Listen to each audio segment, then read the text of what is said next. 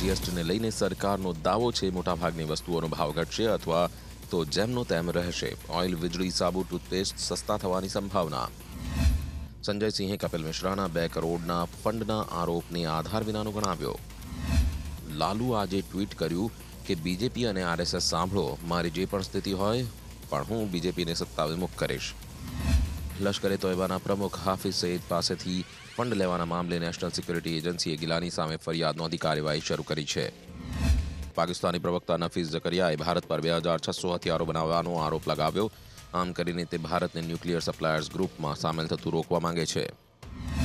જમ્મુ કાશ્મીરના પ્રવાસે ગયેલા અરુણ જેટલી સૈનિકોને મળ્યા અને તેમનો ઉત્સાહ વધાર્યો. તેમને રામપુર સેક્ટરમાં આવેલી ચોકીઓ પર મુલાકાત લીધી.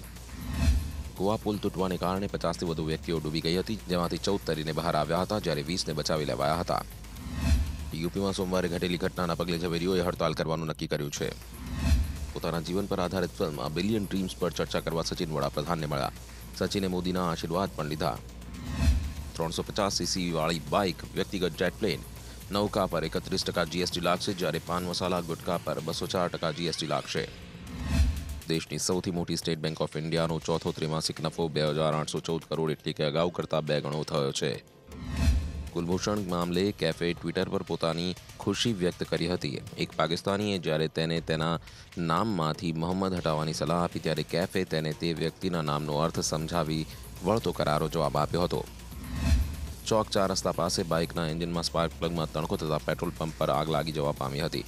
એકનું મોત તથા એકને ગંભીર ઈજા થઈ હતી. આણંદ પાસેના મોગરી ગામમાં યુવતીની મશ્કરી મામલે 2 જૂથો સામસામે પથ્થરમારો થયો હતો. આ બનાવમાં જિલ્લા પંચાયતના સભ્ય અને પોલીસ કોન્સ્ટેબલની ખાનગી કારની તોડફોડ કરવામાં આવી હતી. ગુજરાતની આગામી વિધાનસભાની ચૂંટણીને ધ્યાનમાં રાખીને ભાજપના રાષ્ટ્રીય અધ્યક્ષ 31 મેના રોજ ગુજરાત આવશે. ચૂંટણી પંચ શનિવાર ઈવીએમ મશીનનું ડેમોન્સ્ટ્રેશન આપશે અને આપ પાર્ટીના દાવાને ખોટો પુરવાર કરવાનો પ્રયત્ન કરશે. પાસના નેતા હાર્દિક પટેલે કહ્યું કે ભાજપ પાટીદાર સમાજની માંગણી નહીં સંતોષે તો તેને આગામી વિધાનસભાની ચૂંટણીમાં હરાવવા માટે વ્યૂહરચના ઘડાશે. સ્વીડન સરકારે જુલિયન અસાંજ સામે તપાસ પડતી મૂકી. તેના પર રેપ કરવાનો આરોપ હતો, પરંતુ યુકે પોલીસે તેનું અરેસ્ટ વોરંટ ખારિજ નથી કર્યું. દિલ્હીની સ્પેશિયલ કોર્ટે ભૂતપૂર્વ કોલસા સેક્રેટરી એચસી ગુપ્તાને ગુનેગાર ઠેરવ્યા.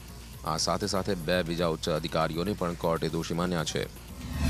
વોટ્સએપનું આ નવું ફીચર આવતા આપની ફેવરેટ ચેટ અથવા ફ્રિક્વન્ટલી ચેટને ઉપર રાખી શકશો.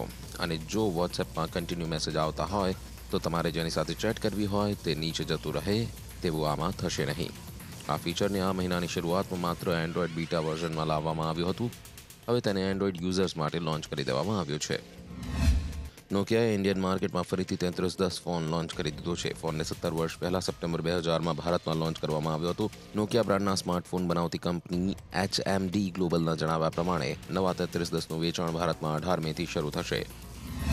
કાન્સ ફિલ્મ ફેસ્ટિવલના બીજા દિવસે દીપિકા પદુકોણ બ્રેન્ડન મેક્સવેલે ડિઝાઇન કરેલા આઉટફિટમાં જોવા મળી હતી. તે રશિયન ફિલ્મ નેલ્યુબોવના સ્ક્રીનિંગમાં જોવા મળી હતી. દીપિકા બીજા દિવસે 3 અલગ-અલગ લુકમાં જોવા મળી હતી.